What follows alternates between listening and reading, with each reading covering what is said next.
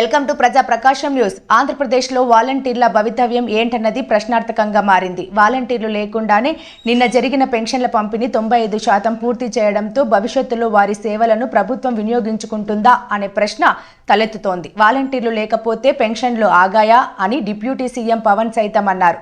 దీంతో వారి సేవలను రాష్ట్రంలో ఎలా వినియోగిస్తారనేది చర్చనీయాంశమైంది. అటు తమను విధుల్లోకి తీసుకోవాలని వాలంటీర్లు కోరుతున్నారు. వీళ్ళందరూ ప్రభుత్వ ఉద్యోగులు.